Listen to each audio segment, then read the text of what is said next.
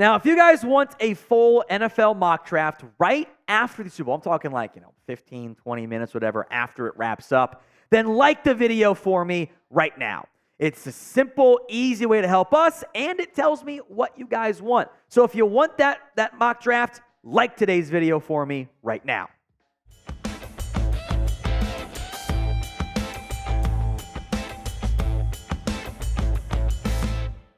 We're going to break down the top 50 big board from Daniel Jeremiah. We'll go quicker on a lot of these names, so it's not a 50-minute video. We'll focus on more of the ones that I view as interesting spots for these prospects.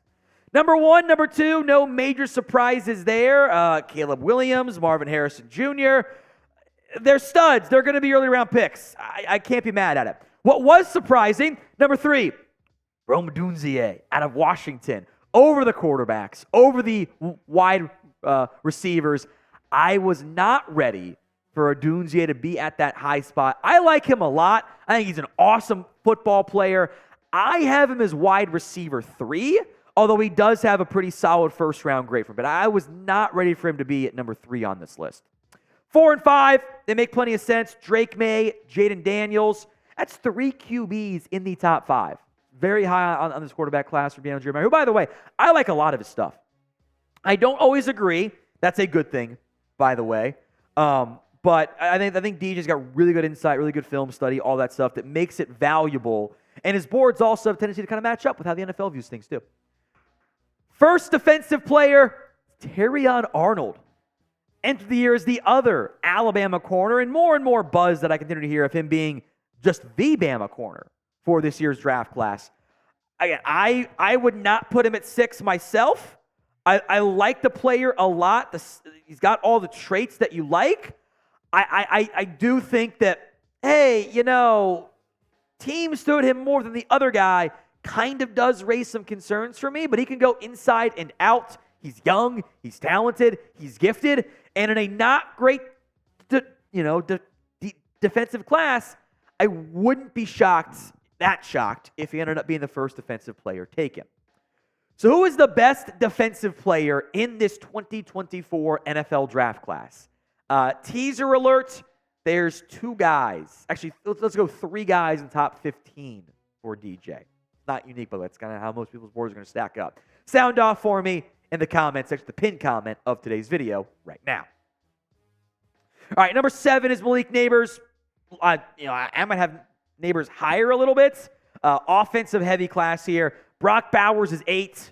No complaints. Awesome football player. Joe Alt is number 9, the Notre Dame defensive tackle. Awesome football player.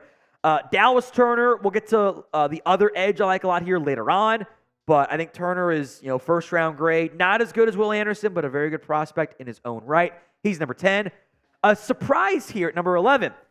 Taliese Fuaga, the Oregon State offensive tackle, who I think there is a universe that exists in which he goes off the board before number 12, Fashanu, and certainly off before J.C. Latham at number 13, but offensive line. Fuaga's length is not necessarily ideal, but he is a mauler in the ground game. First round grade from me too. I love Fashanu, kind of an inverse, not as good as in pass protect, or not as good as a run blocker, but awesome pass protector, great prospect. This is 4 offensive tackles in the top 13. That shows you how good this class is. Jared Verse is 14. I'm okay with it. Maybe a little bit earlier, but not that much earlier on the list. Brian Thomas Jr. is number 15. That one I like. Kind of the other LSU receiver. When you're big, tall, and fast, you're going to go early in the draft. The Colts at 15, by the way, are a great spot for him. Oh, look, 3 more offensive linemen. Yeah, this class is stacked up front.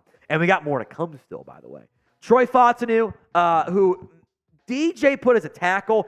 He might be a guard in the NFL, but just because of, again, some length concerns. But he was the best offensive lineman on the best offensive line in college football. Prime means are pretty good. Tyler Guyton and Amarius Mims, a little bit more raw, needs some more development, but the upside and traits could even be top 2 or top 3 in this loaded offensive line class. So if you are a team in the market for offensive line help, good news. There will be guys for you in the first round. Today's show made possible by our good friends over at PrizePicks. I'm a big fan of PrizePicks. It's just you against the numbers playing daily fantasy. You don't have to worry about battling thousands of other players and pros and sharks and sharps. It's just you against the numbers. Can you beat them? If you do, boom. It's that simple. You come out on top. 2 to 6 player stat projections. You can do the power play. It's all in. Got to get all 3 or 4 or 5 or 6 or whatever right. Or the flex play. And I love the flex play because I come out a lot more on top. And I'm really good about getting all but one right. So I do the flex play. Got to know your own strengths and weaknesses, man. Here's my flex play prize picks for the Super Bowl. Christian McCaffrey, more than 18.5 carries. Travis Kelce, more than 70.5 receiving yards. And Rashee Rice, less than 6.5 catches. You can take my picks as well and get a first deposit match up to $100 by going to prizepicks.com/CLNS and using code CLNS. Again, first deposit match up to $100 with that URL and promo code prizepicks.com/CLNS. Links in the comments and the description of today's show. If you don't know the name Quinion Mitchell, you're probably not sub because we've talked about him. 19th on DJ's big board, the number 2 corner. Not sure he'll be number 2 for me, but look, if he played for Ohio State, he would be a household name. He doesn't. There are concerns that come along with that, but there's a lot of talent in that corner. First off-ball linebacker, Edgerrin Cooper. Everyone knows the name Jeremiah Trotter. I think DJ's right. I like Cooper a lot more. Not sure top 20 more, but there is plenty to like about his game and kind of a do-it-all linebacker in a maybe not a great round 1 class, but there's some really good day 2 players here. Some more, I think, likely round 1 picks. Liatu Latu and Byron Murphy, UCLA, Texas. Medical red flags for Latu. That's got to be sorted out. Not great length either. Kind of showing up early on in the Senior Bowl. And Byron Murphy out of Texas. 3 technique, very disruptive football player. Quarterback time, it's Bo Nix at number 23 overall. The differences in opinion in Bo Nix, not just from like media scouts, but the NFL is going to be vastly different. There might be some round 1 grades on him, like DJ has. There will be some round 3 or later grades on him. It's not there. I think Lance Ryan has a top 10 grade on him, which is insane to me. There's a lot of concerns I have, but the mobility, some of the accuracy is really intriguing, and he is a million times better than he ever was at Auburn. So prediction time. Will Bo Nix go in round 1? Y for yes, N for no. Get those predictions in for me in the comments section. And it's Rakestraw also kind of starting to rise up some boards here. I don't know if 24 might be a tinge high for me, but the more and more I look at this corner class, I go, he's a mid to late round 1 guy. He's a mid to late round 1 guy. Rakestraw can sneak in that range as well. Chop Robinson, production's not great. Athletic ability is, and those guys go early. The most surprising thing to me was Devontae Walker, or just Tez, the Kent State to UNC transfer. And the more and more I wonder if maybe DJ just likes vertical threats, which is fine. Everyone has their type. That's a very good vertical threat wide receiver. 26 this is the thing I disagree with most. That's too early for me and his overall game. J.J. McCarthy, number 27, I think has more upside than Bo Nix does. Because where J.J. McCarthy is at age-wise is not that different than where Bo Nix was at when he was at Auburn. I think that stuff should be considered. The arm strength's really good. The mobility is impressive too. But there's a lot of bust potential as well. 3 more very possible round 1 defensive players here. Jerzon Newton. I'm a sucker for an undersized defensive tackle. Cooper DeJean has got, I think, more of a zone corner, but very good at that role. Great straight line speed too.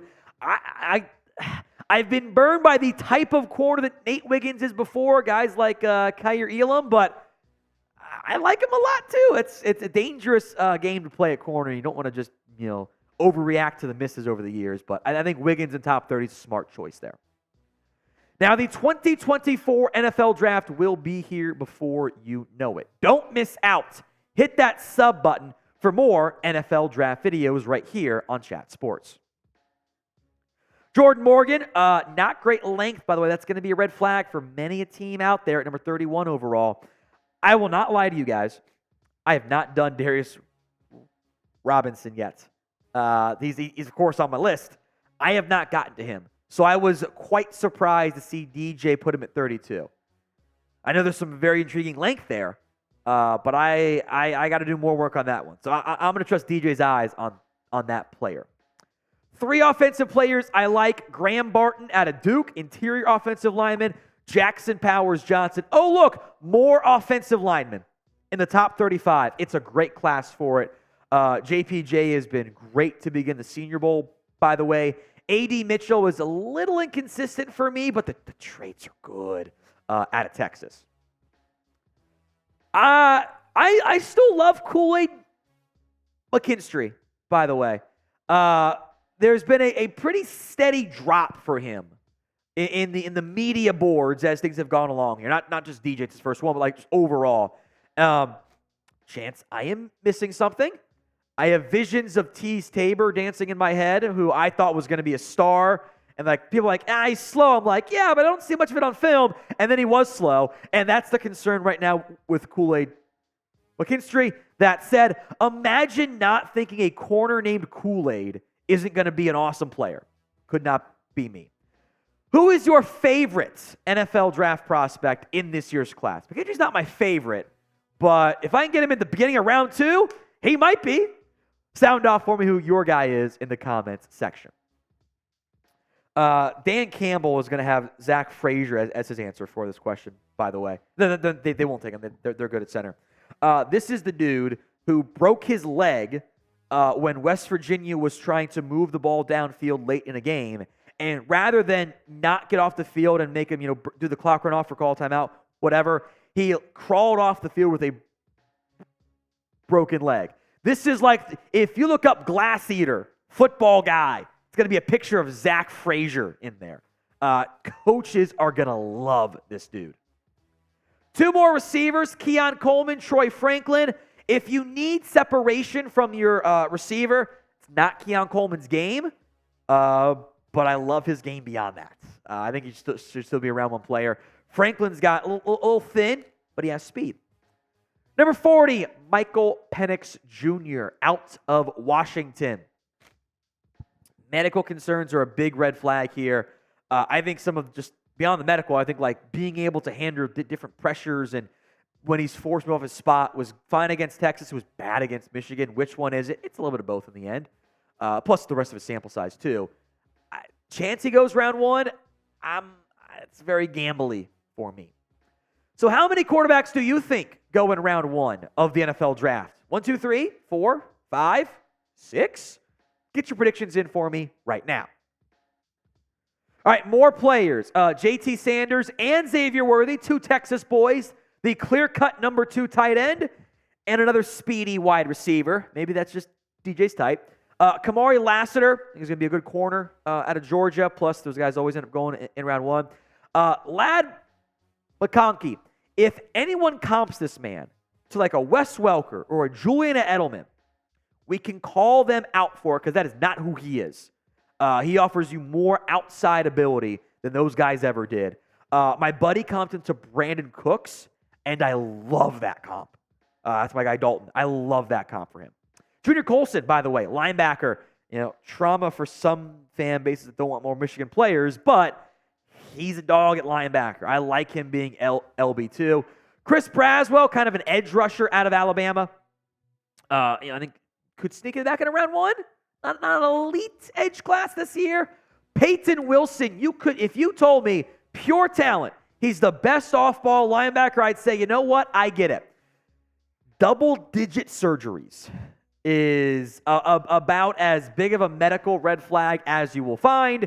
Therefore, he is a day 2 pick by the Dallas Cowboys. T'Vondre Sweat, run-stopping nose guard. Offers a little bit of pass rush juice, too, by the way.